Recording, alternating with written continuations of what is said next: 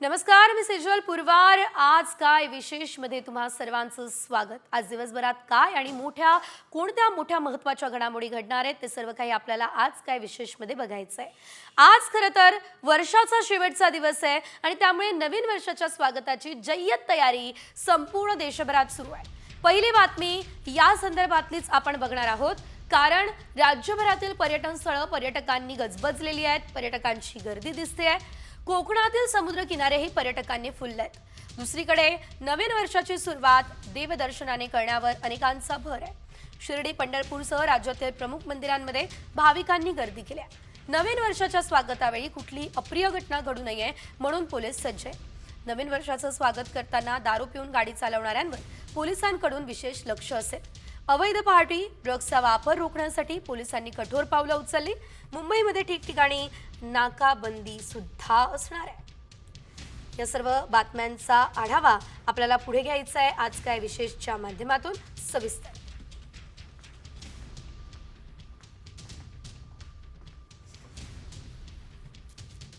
आणि एक महत्त्वाची बातमी पुण्यातून आहे, कारण एक आगळा वेगळा निर्णय पुण्यात घेण्यात आलेला होता. तो म्हणजे पुण्यातल्या एका पबमध्ये फ्री कंडोम देण्याचा निर्णय घेण्यात आलेला होता. मात्र हा निर्णय आता अखेर रद्द करण्यात आलेला आहे. साम टीव्हीच्या दणक्यानंतर पबने हा निर्णय मागे घेतलेला आहे. तर नवीन वर्षाच्या स्वागतासाठी पुण्यातल्या मुंडवा या ठिकाणच्या एका पबकडून फ्री कंडोमचं वाटप करण्यात येणार होतं. मात्र साम टीव्हीने ही बातमी लावून धरली. पुणेकरांनी पबच्या या निर्णयावर जोरदार टीका केली. पुणे पोलिसांनी या पबला नोटीस सुद्धा पाठवलेली असल्याचं बघायला मिळत आहे आणि त्यामुळे अखेर पुण्यातल्या या पबने फ्री कंडोम देण्याचा निर्णय थेट रद्द केलाय.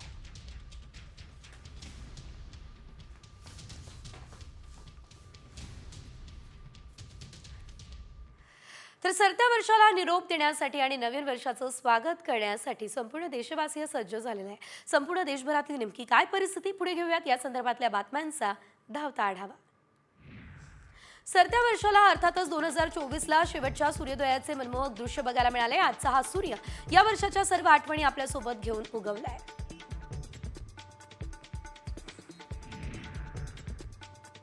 नवीन वर्षाचं स्वागत करण्यासाठी मुंबई पोलीस सज्ज झाले. 30+ सेलिब्रेशन करताना महिला छेडछाडीला आळा घालण्यासाठी विशेष खबरदारी घेतली जाते. गिरगाव चौपाटी याशिवाय नरिमन पॉइंट या ठिकाणी मुंबई पोलिसांकडून खास तयारी करण्यात आली आहे.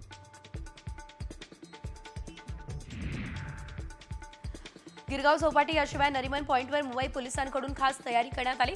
गिरगाव चौपाटीवरती 2 वेगळे भाग करण्यात आले. तर बॅरिगेड्स करून फॅमिलीसाठी वेगळा, तर दुसऱ्या भागात तरुणाईसाठी आणि पुरुष मंडळींसाठी वेगळी जागा करण्यात आली आहे. रायगड जिल्ह्याला वाहतूक कोंडी टाळण्यासाठी पोलिसांनी विशेष नियोजन केलं. मुंबई गोवा महामार्गावर वाहतूक पोलीस तैनात करण्यात आले. वाहतूक नियंत्रण आणि वाहन चालकांना सूचना देण्यासाठी ड्रोन कॅमेऱ्यांची मदत घेतली जाईल. नवीन वर्षाचं सेलिब्रेशन पार्ट्यांच्या पार्श्वभूमीवर राज्य उत्पादन शुल्क विभाग अलर्ट झाला. मुंबई गोवा महामार्गावर अवैध दारू तस्करी रोखण्यासाठी खास तपासणी नाके उभारण्यात आले. गोव्याकडून येणाऱ्या दारूच्या साठ्यावरती आता विशेष लक्ष दिलं जात आहे. नववर्षाच्या पार्श्वभूमीवर कोणताही अनुचित प्रकार घडू नये यासाठी हॉटेल्स मालकांनी विशेष अशी तयारी केली. 30+ला मद्यप्राशन जास्त झालं तर हॉटेलच तुम्हाला त्यांच्या गाडीतून घरी सोडेल. पुणे हॉटेल्स असोसिएशनने हा मोठा निर्णय घेतलाय. मुंबईमधल्या समुद्र किनाऱ्यावरती आज रात्रीच्या वेळी येणाऱ्या सर्व प्रवाशांसाठी 25 जादा बेस्ट बसेस सोडण्यात येतील. आवश्यकता भासल्यास अधिक प्रमाणामध्ये बस गाड्या सोडल्या जातील. प्रवाशांच्या मदतीसाठी वाहतूक अधिकारी याशिवाय बस निरीक्षकांची नेमणूकही करण्यात आली आहे.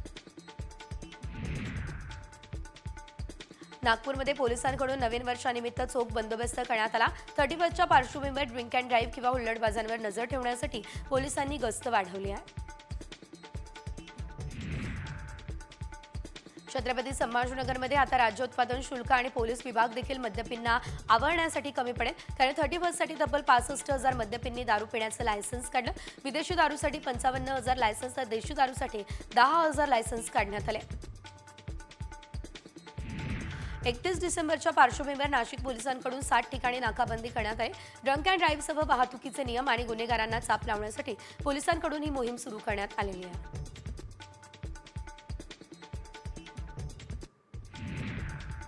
कोरेगाव भीमा या ठिकाणी संपन्न होणाऱ्या शौर्य दिनासाठी प्रशासन सज्ज झालंय. विजय स्तंभावर 1 जानेवारीला शौर्य दिन साजरा होईल आणि त्यासाठी पुणे नगर महामार्गावरील वाहतुकीमध्ये मोठे बदल केले जातील. या कार्यक्रमासाठी तगडा बंदोबस्तही तैनात ठेवण्यात येणार आहे. नवीन वर्षाच्या स्वागतासाठी लाखो पर्यटक कोकणात दाखल झाले. पर्यटकांची सर्वात जास्त पसंती रत्नागिरीला आहे. हॉटेल्स आणि बीचला आहे. समुद्राखालचं सौंदर्य पाहण्यासाठी स्कुबा डायव्हिंगचा देखील आनंद घेतला जातोय. सिंधुदुर्गातील समुद्र किनाऱ्यांवर पर्यटकांनी गर्दी केली. इथल्या हॉटेल्स हाऊसफुल झाल्यात. स्कुबा डायव्हिंग, बनाना राईड आणि इतर साहसी खेळांचा आनंद लुटताना या ठिकाणी पर्यटक सध्या दिसत आहेत. 31 आणि नवीन वर्षाच्या स्वागतासाठी लोणावळा आणि मावळातील पर्यटन स्थळं सज्ज झाली आहेत. हॉटेल्स, रिसॉर्ट्स, खासगी बंगले, सॅनिटोरियम हाऊसफुल झाले. तर पवना नगर परिसरातील कृषी पर्यटन केंद्रांवर टेंटची बुकिंग सुद्धा हाऊसफुल झाली आहे.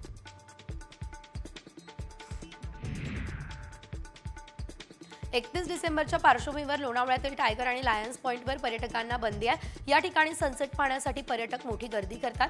या पार्श्वभूमीवरती उद्यापर्यंत बंदी घालण्यात आली आहे. माथेरानला जाण्यासाठी पर्यटक ई-रिक्षांचा वापर करतात. मात्र ई-रिक्षा कमी असल्यानं पर्यटकांना प्रतीक्षा करावी लागते. रिक्षांची संख्या वाढावी यासाठी मागणी पर्यटकांनी केलेली आहे.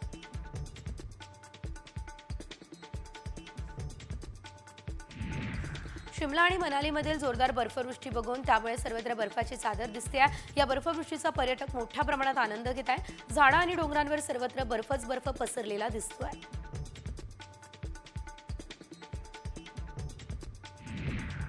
जम्मू काश्मीरमध्ये सध्या जोरदार बर्फवृष्टी सुरू आहे. रस्त्यांवर, घरांवर सर्वत्र बर्फाची चादर पसरली. 31 आणि नवीन वर्षाचं स्वागत करण्यासाठी पर्यटक मोठ्या संख्येने जम्मू काश्मीरमध्ये दाखल झाले. पर्यटक बर्फात खेळण्याचा मनमुराद आनंद घेत आहेत.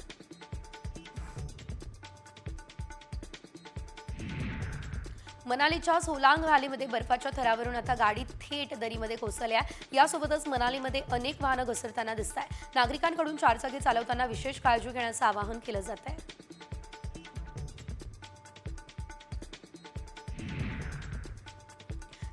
आणि नवीन वर्षाच्या स्वागतासाठी पर्यटक मोठ्या संख्येने मनालीमध्ये पोहोचले. मनालीमध्ये पर्यटकांची मोठी गर्दी झाली आहे. मनालीमधील विविध स्पॉट्सवरती जाण्यासाठी पर्यटकांची झुंबड उडाली आहे. मनालीमधील रस्त्यांवर जागोजागी वाहतूक कोंडी झाल्याचं बघायला मिळत आहे. यंदाच्या वर्षात 72 कोटी 70 लाख लिटर मद्य विक्री झाल्या. दोन्ही निवडणुकांदरम्यान जप्त केलेल्या मद्यापेक्षा मद्यपींनी जास्त मद्याचं सेवन केलं. यंदाचं निवडणूक वर्ष राज्यासाठी मद्यपी वर्ष ठरलंय.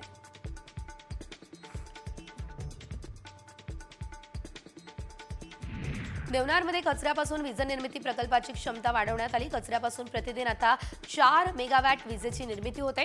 मात्र आता 7 मेगावॅट वीज निर्मिती केली जाईल. हा प्रकल्प ऑक्टोबर 2025 मध्ये कार्यान्वित करण्याचं उद्दिष्ट आहे.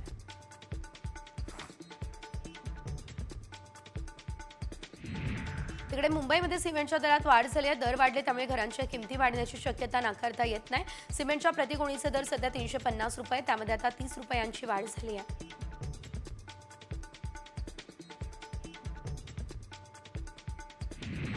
नवी मुंबईमधील बहुतेक उद्यानांमधील लाद्या उखडल्या. त्यामुळे ज्येष्ठ नागरिकांचे अपघात होऊन दुखापती झाल्या. त्यामुळे पालिकेकडून लवकरच जॉगिंग ट्रॅकची दुरुस्ती करण्यात येईल. उद्यानांमध्ये लाद्यांच्या ऐवजी मातीचे ट्रॅक करण्याचा विचार पालिकेकडून सुरू आहे.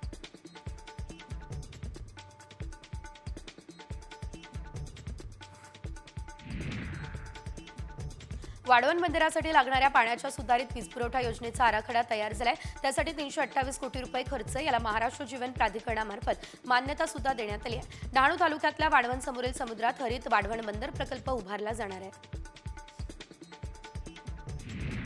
वातावरण बदलामुळे समुद्रातील माशांचं प्रमाण कमी झालं. अनेक बोटी गेल्या 8 दिवसांपासून समुद्रात जात नाहीये. त्यामुळे मच्छीमार बांधवांचे नुकसान होत आहे. मासेमारीसाठी खूप लांब जावं लागतं त्यामुळे आणि मासे मिळत नाहीये. त्यामुळे मोठं आर्थिक संकट आता ओढावलंय. तुळजाभवानी मातेच्या मंचकी निद्रेस आज सुरुवात होईल. संध्याकाळच्या अभिषेक पूजेनंतर तुळजाभवानी शेजगृहातील चांदीच्या पलंगावर विसावणार आहे. संध्याकाळी 7:30 ते 8 वाजेपर्यंत देवीच्या मंचकी निद्रेचा विधी हा पार पडेल. विठुरायाच्या चरणी वर्षभरात तब्बल 54 कोटी रुपयांचं दान जमा झालं. यामध्ये जवळपास 2 कोटी 72 लाख रुपये किमतीच्या सोने चांदीच्या दागिन्यांची भर पडली. वर्षभरातील देणगीचा तपशील मंदिर समितीनं दिला आहे.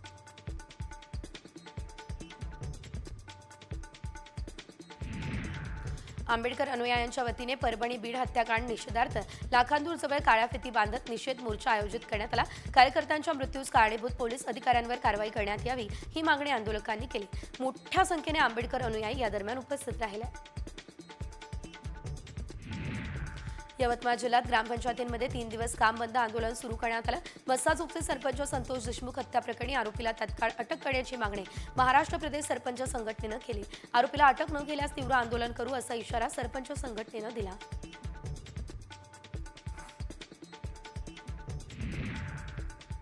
खडकवासला धरणातून आता जुन्या मुळामुठा बेबी कालव्यामध्ये गेल्या 8 दिवसांपासून क्षमतेपेक्षा जास्त पाणी सोडलं जाताना दिसतंय। त्यामुळे उरळी कांचन परिसरात पांढरसर कालवा फुटून पाणी थेट पुणे सोलापूर महामार्गावर गेलंय। कालव्यातील जलपर्णी गवतामुळे हा कालवा खरं तर फुटला असल्याचं सांगितलं जात आहे।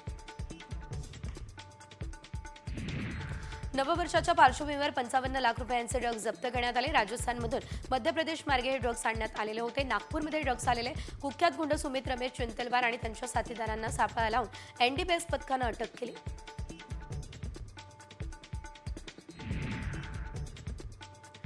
नवीन वर्षाचं स्वागत हे गड किल्ले उभारण्याचं किंवा शहरातील टेकड्यांवर करता येणार नाहीये, तर वन विभागाची परवानगी नसल्यानं अशा ठिकाणी जाऊन नववर्षाचं स्वागत करू नये, अन्यथा त्यांच्यावर कारवाई केली जाणार आहे, हा इशारा प्रशासनानं दिलाय।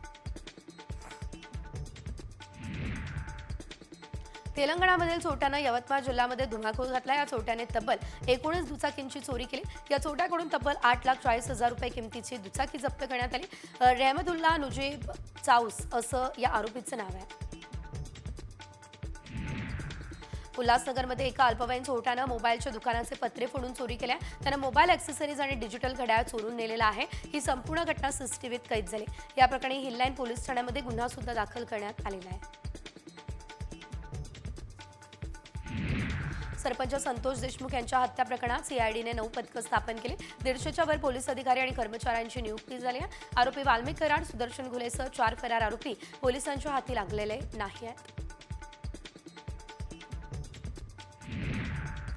सरपंच संतोष देशमुख हत्या प्रकरणावरून मंत्री धनंजय मुंडे यांच्या राजीनाम्याची मागणी होती आहे। यावरून उपमुख्यमंत्री अजित पवार यांनी काहीच प्रतिक्रिया दिलेली नाही। धनंजय मुंडेंवर विविध राजकीय पक्षांकडून आरोप केले जात आहेत।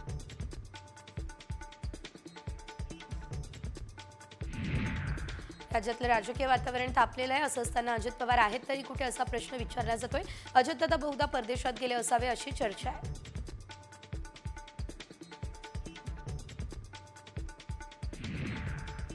सरपंच हत्या प्रकरणी आमदार जितेंद्र आव्हाड यांनी उपमुख्यमंत्री अजित पवार यांना लक्ष्य केलं। या प्रकरणी अजित पवार यांच्याकडून अद्याप काहीच हालचाल नाहीये असा आरोप आव्हाडांनी केलाय। वाल्मिक कराडवर जाणीवपूर्वक कारवाई करण्यात आलेली नाही असा आरोपही जितेंद्र आव्हाड यांनी केलाय।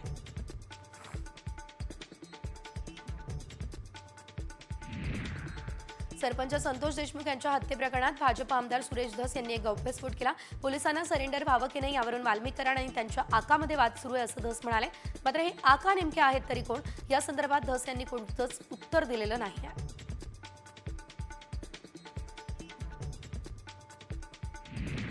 सरपंच संतोष देशमुख हत्या प्रकरणावरून ठाकरे गटाचे खासदार संजय राऊत यांनी आता एक सूचक ट्विट केलं असल्याचं बघायला मिळतंय। मुख्यमंत्री फडणवीस आणि उपमुख्यमंत्री शिंदे याशिवाय अजित पवार यांचा वाल्मिक कराड सोबतचा फोटो राऊतांनी पोस्ट केलाय।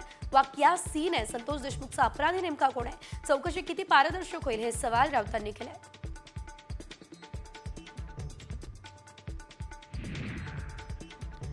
सरपंच संतोष देशमुख हत्या प्रकरणातील आरोपींना तात्काळ अटक करा ही मागणी खासदार बजरंग सोनावणे यांनी केली आहे। बीड जिल्ह्यातल्या कायदा आणि सुव्यवस्था पूर्वपदावर आणण्यासाठी प्रयत्न करा या सूचना बजरंग सोनावणे यांनी दिल्या।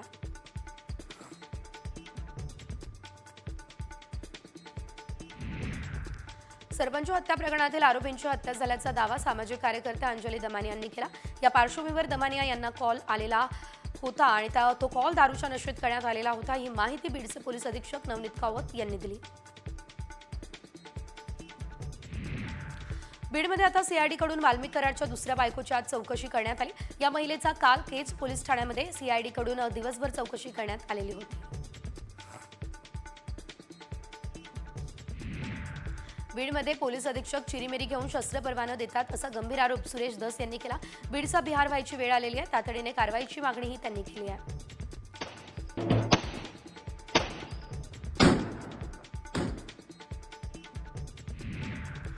प्राजक्ता माळीबाबत केलेल्या विधानाबद्दल आता सुरेश धस यांनी माफी मागितली. माझ्या वक्तव्याचा गैरअर्थ काढण्यात आला, कुणाचंही मन दुखावलं असेल तर दिलगिरी व्यक्त करतो, असंही सुरेश धस म्हणाले.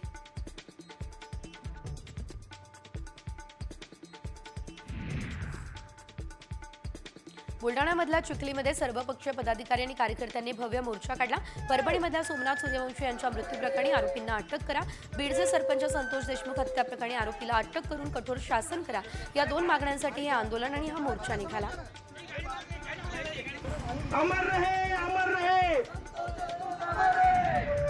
बीड आणि परभणीच्या घटनेचा निषेध करण्यासाठी ठाण्यामध्ये आंबेडकरी अनुयायांनी जिल्हाधिकारी कार्यालयासमोर मोर्चा काढला. मोर्चाची सुरुवात ठाणे रेल्वे स्थानकातून करण्यात आली.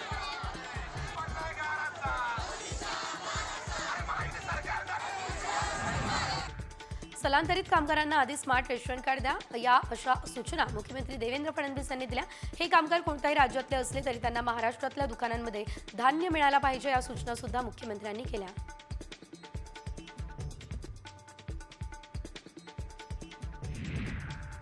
कुठल्याही प्रकल्पाला विरोध करण्याआधी वस्तुस्थिती जाणून घ्यायला हवी. कोकणातील रिफायनरीवरून दीपक केसरकर यांनी ही प्रतिक्रिया दिली.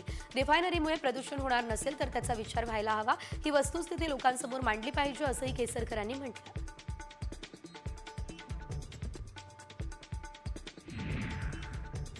लाडकी बहीण योजनेप्रमाणे शेतकऱ्यांना थेट बँक खात्यात मदत दिली जाणार आहे, ही माहिती कृषी मंत्री माणिकराव कोकाटे यांनी दिली. भ्रष्टाचार टाळण्यासाठी शेतकऱ्यांच्या बँक खात्यात मदत दिली जाईल, असं कृषी मंत्र्यांनी म्हटलं.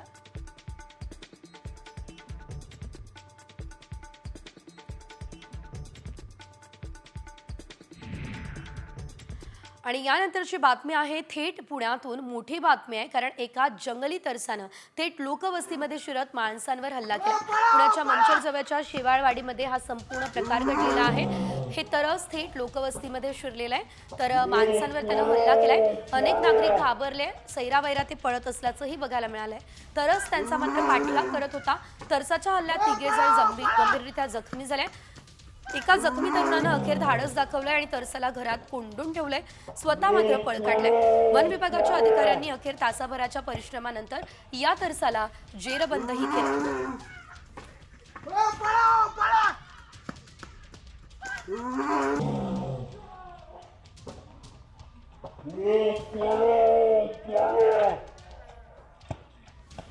अंगणात उभं होतं ना, आजी दरवाजात उभं होती, तर तो तरच पळत आला.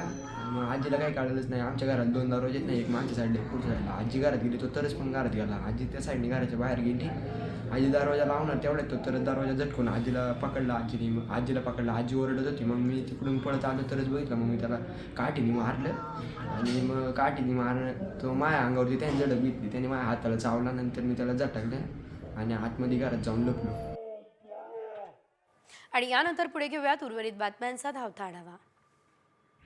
नाशिक कृषी उत्पन्न बाजार समितीच्या आवारात गावठी कोथिंबीर आणि शेपूची आवक वाढली. बाजारभाव घसरले. बाजार समितीत गावठी कोथिंबीरीला 10 ते 25 तर शेपूला 5 ते 14 रुपये प्रति जुडी असा दर मिळताना दिसतोय.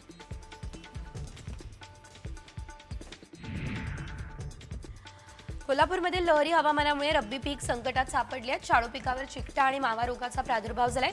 ही कीड पानं कुरतडते, त्यामुळे शेतकरी हतबल झालाय. वेगवेगळ्या रासायनिक औषधांची फवारणी केली जाते. आर्थिक भुर्दंड शेतकऱ्यांना सहन करावा लागतोय.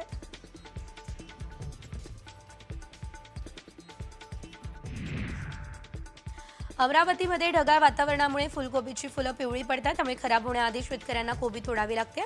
काल परवापर्यंत 45 ते 50 रुपये प्रति किलो मिळणारा कोबी आता 7 ते 8 रुपयांपर्यंत येऊन पोहोचलाय.